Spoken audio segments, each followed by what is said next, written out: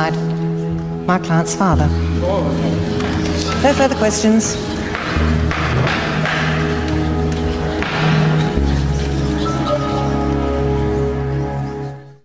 What are Mr. Phillips' duties on the Blackstone?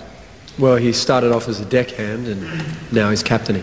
So you'd say he'd been responsible for a great many people's lives? Hundreds. And, I reckon if people are willing to put their lives in Kane's hands, that says a lot about his strength of character. It does indeed, Mr. Hunter.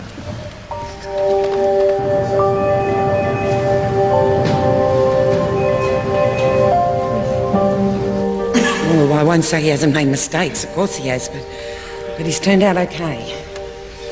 And I should know. He's lived in my house for the last 15 months. And how would you describe Mr. Phillips' relationship with his wife? They're devoted to each other.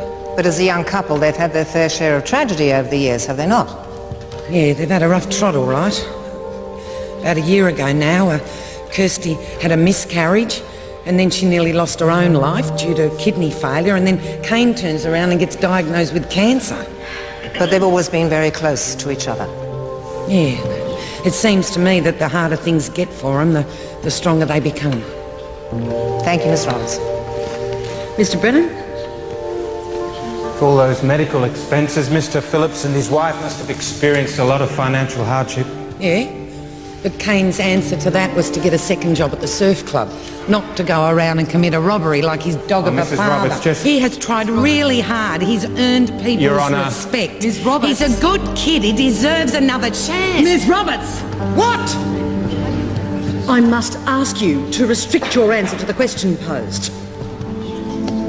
In any case, I have no further questions for this witness, Your Honour. Call your next witness, Miss Billing. I call Kirsty Phillips, Your Honour. How long have you been married, Mrs. Phillips? A year and a half. And you're expecting your first child? Yes, in 5 months. How did you cope with your husband's illness? Kane didn't actually tell me that he was ill at first. He told me that he'd injured himself during a chatter at work. Why did he keep it from you? I was doing my HSC at the time and he didn't want to worry me. Thank you.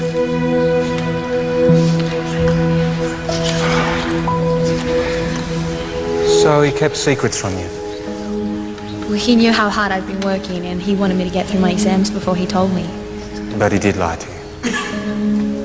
Well, because he knew I'd be very stressed. Tell me, where were you when the burglary took place? I was in the city visiting my sister. You didn't feel he should be by your husband's side, given the drama that he was going through?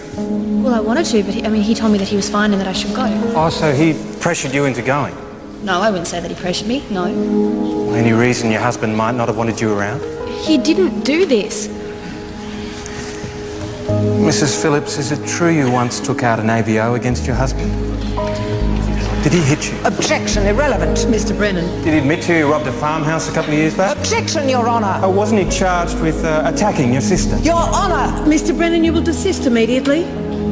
Ladies and gentlemen of the jury, you will ignore what you have just heard.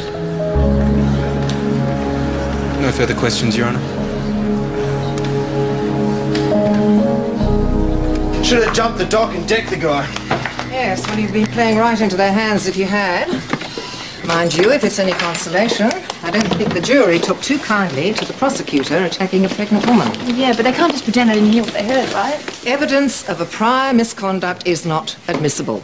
Judge Doherty should have shot him down immediately. She shouldn't. Flippin' will be up there if she doesn't know the rules. Oh, indeed. Don't worry. Tomorrow we present our star witness. And I think your brother's testimony will go a long way to clearing this up. I hadn't seen the old man in ages, and out of the blue he shows up. And what did you talk about? He said he caught up with Kane and they sorted things out, but he didn't want to go back to Summer Bay. Did he say why? Yeah, because there'd been a robbery and he was afraid people would think that he did it because he had form. Ah, by that you're referring to his previous conviction of armed robbery. Yeah. He didn't want to go back inside. And during this visit, you state your father made certain admissions. What were they? Objection, Your Honour. This evidence is hearsay. Your Honour, the witness will simply be testifying as to what was heard, not to the accuracy of those statements. Short leash, Miss Bellingham. Thank you, Your Honour. So what did he tell you, Mr. Phillips? He swore on my mother's grave that he didn't do the job. He said Kane pulled it. What? He's lying. This is the lie. Sit down, Mr. Phillips. I'm sorry. God, he's said sit down. I seek to have this witness declared hostile, Your Honour. He's your witness. So I thought. Very well.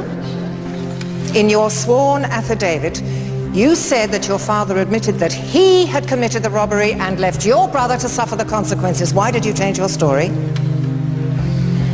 My conscience. Well, I put it to you that you and your father conspired to give incriminating evidence against your brother. I swore to tell the truth, and the truth is Kane came to me and asked me to get him off the hook. He told me about the pregnancy and about the cancer, and I felt sorry for him. I was going to go along with it. But I can't.